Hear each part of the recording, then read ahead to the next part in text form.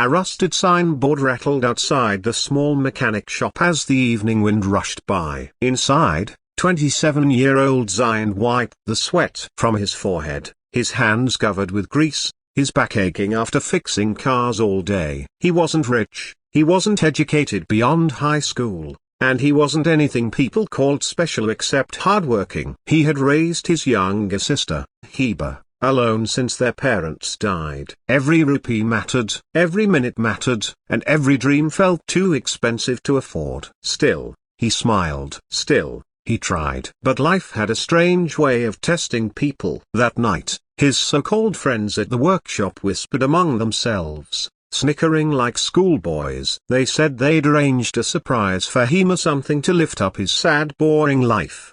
What Zion didn't know was that they had set him up on a blind date at a broken bar as a joke. They picked the most expensive cafe copyright uptown, the kind of place he would never step into voluntarily, thinking it would be hilarious to watch him walk in, dressed in cheap clothes, surrounded by people wearing designer brands. They planned to record everything secretly, post it online, and laugh. Zion didn't want to go at first. His cracked mirror at home showed him exactly who he was, a mechanic who barely slept, a man with nothing to offer. But Heba convinced him. "Be a broken bar, maybe someone out there will see you the way I do, kind, loyal, good." He didn't want to disappoint her, so he agreed. The next evening, Zion stepped into the luxurious cafe copyright. His shirt was ironed but faded, his shoes clean but worn, and his heart beat louder than the soft music inside. People glanced at him, some with surprise,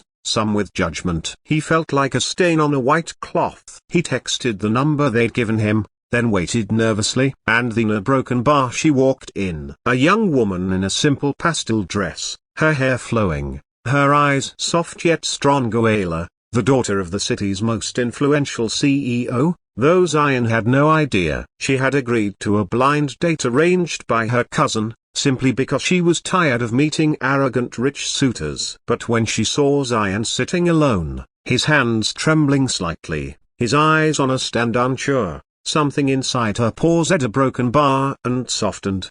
"Are you Zion?" she asked gently. He stood up too fast, knocking the chair slightly. "Why yes, a broken bar, I mean a yes." She smiled. That one smile was enough to silence every insecurity inside him for a moment. They talked. At first awkward, then natural, then surprisingly warm. Ayla asked about his life, expecting him to exaggerate to impress her like many men did. But Zion didn't even try. He told her about his shop, his struggles, his sister, and the ways he secretly wished he could do more, be more. He spoke truth like it was the only language he knew. No lies, no show-off, no ego. Ayla found it refreshing, real. Meanwhile, in a corner, the pranksters were recording everything. But as they zoomed in on Ayla's face, they froze. She wasn't annoyed, she wasn't disgusted, she wasn't laughing at him, she was a broken bar interested. They exchanged worried glances. This wasn't how the prank was supposed to go. When Ayla politely excused herself for a moment, the group approached Zion. They revealed everything: the prank, the recording, their hilarious plan. Zion's face drained of color. The humiliation hit him like a brick. Before Ayla returned, he grabbed his jacket and ran out of the cafe copyright into the cold night, his vision blurred, his heart shattered. He didn't want her to see him like that. He didn't want her pity. He didn't want to be a joke. But Ayla saw him leaving. She followed. She called his name, breathless, heels clicking against the pavement. He stopped only when her hand grabbed his sleeve. "Zion, why did you run?" He didn't turn around. "Because he broken bar, I'm not someone you should be seen with. It was all a prank. They used me." "I'm sorry." She circled in front of him, her eyes fierce. "I asked you on this date, not them. And yeah, broken bar, I like you." Those words hit him harder than anything else that night. He stepped back, disbelief consuming him. Why would someone like you like someone like me?" Ayla's voice softened. "Because wealth doesn't impress me. Titles don't touch my heart. But honesty, a broken bar, kindness, a broken bar, humility, they do. And you have all of that." The pranksters watched from afar, stunned. their cruelty defeated by the one thing they couldn't predict: a genuine connection. Over the next weeks, Ayla visited Zion's workshop often. She'd sit on an overturned tire as he worked, talking about life, about dreams, about fears. People stared, people judged, people whispered, but they didn't care. Her father, however, cared a lot. When he found out who his daughter was seeing, he confronted Zion immediately. "Stay away from my daughter," he ordered. "You're not in her league." Zion, respectful but firm, simply replied, "Sir, I know I'm not. But I care for her. I'm not using her. I'm not after anything." Ayla stepped in front of her father. "Dad, you taught me to recognize good people. And he's the best person I've ever met." The CEO paused. He had built his empire trusting no one,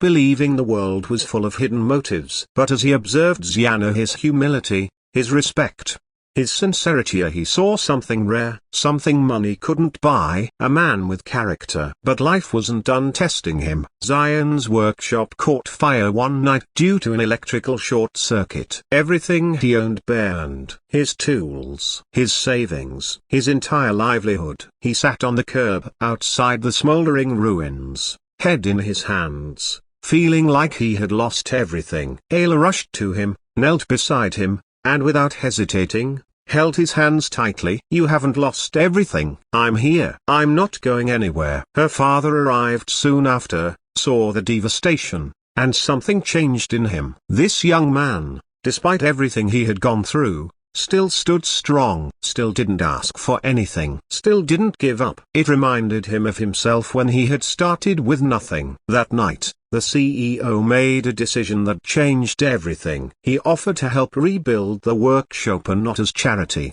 but partnership.